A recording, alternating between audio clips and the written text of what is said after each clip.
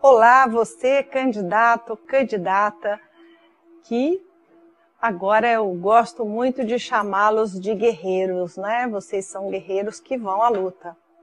Nesse módulo, nós vamos estar falando da irritação, vivendo em estado de irritação constante, não é? Do qual eu destaco aqui a alteração de humor. Então, veja bem, você que está nesse universo, fazendo parte desse universo, começa a perceber que você tem picos, né? Que se chama labilidade de humor. O indivíduo lábil, por exemplo, é aquele que passa a não apresentar mais uma constância em termos de demonstração dos seus sentimentos e das suas emoções. Tanto é que numa avaliação psicológica, numa análise, isso é muito importante para vocês. Vocês estão, por exemplo, participando de um processo seletivo, vocês vão fazer uma dinâmica de grupo, vocês vão passar por um exame oral, por exemplo. Isto está sendo observado pelos experts, não é? A sua labilidade de humor, ou seja, com que frequência você oscila em termos do controle emocional. Então, nós sabemos que ter controle emocional te faz pensar que é estar seguro, né? Parecer seguro diante das pessoas. Mas vamos entender o que está por trás disso. Quando o indivíduo está controlado, não significa necessariamente que dentro dele está um turbilhão.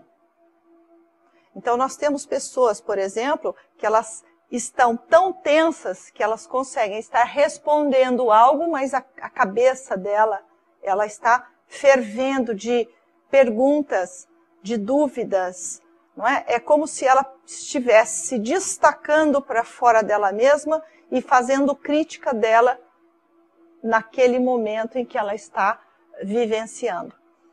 Isso vai causando, não é? Aquilo que se chama irritação. Então, a pessoa irritadiça e ela é irritável, você pode perceber, é como se você fosse encostar e ela fosse dar o choque, não é isso? Porque ela está dentro do sistema dela, dentro do sistema pessoal dela, no hermetismo dela, no interior dela, ela está nesse turbilhão.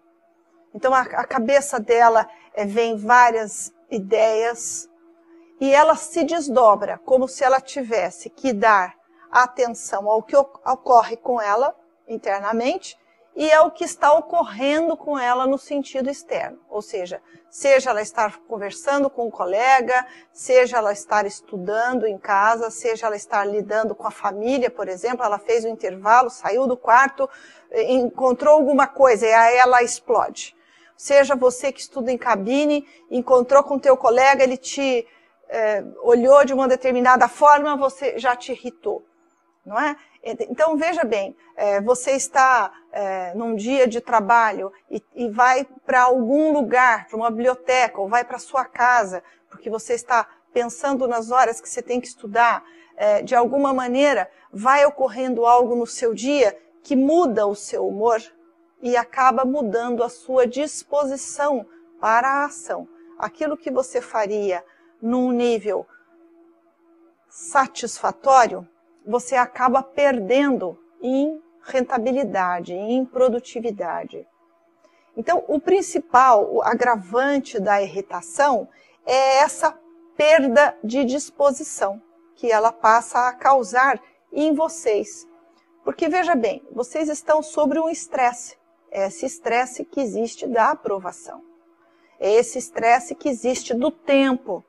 Muitos estão agora com exames próximos, né? Daqui a 1 mês, daqui a 2, daqui a 3. Isto já é um fator estressante. Para outros, é o seu 10º exame, é o seu 10º concurso, e isso se torna, não deveria, porque todo candidato à carreira pública, ele vai realizar inúmeros concursos, inúmeras provas. Não é? Ele vai passar um período da sua vida indo atrás dessa aprovação. Então, isso significa que ele não vai fazer 3 ou 4. Ele pode vir a fazer 20 provas. Né? E isso, de alguma maneira, não é um fator estressante para aqueles que lidam com a sua expectativa. Puxa, eu estou me sentindo aquém daquilo que eu imaginava que eu seria capaz. Não é? A pessoa acredita tanto que aquela é a oportunidade dela, que ela se esquece de que o que ela precisa é diminuir o fator estressante. Então, quando ela vive nesses picos extremos, nessa oscilação, ela passa a se tornar lábil, não é? Ela passa a ir perdendo esse estado de fluidez, que seria de controle emocional. E lembrando a você que esse controle emocional é você estar extremamente direcionado para o foco de atenção do momento que você está, sem se dividir.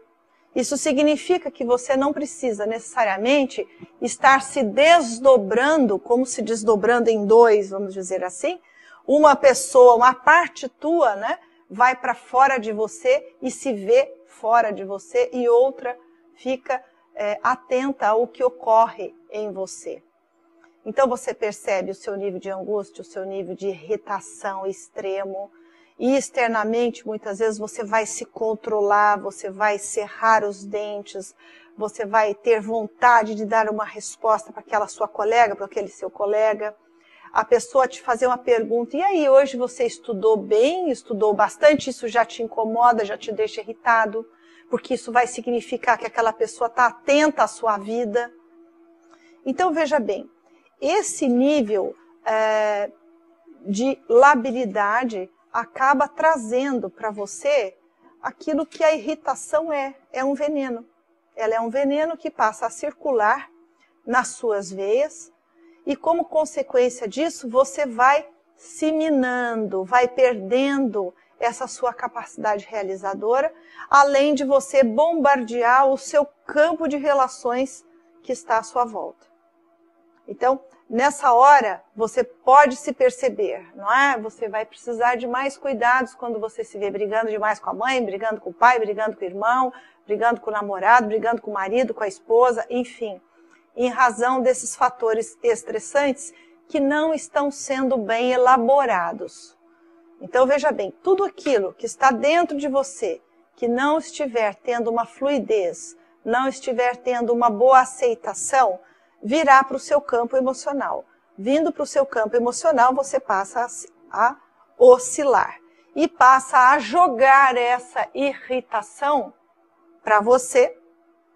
Então, uns vão desenvolver a sua gastrite, não é? Úlcera, não é? Vão ter refluxo.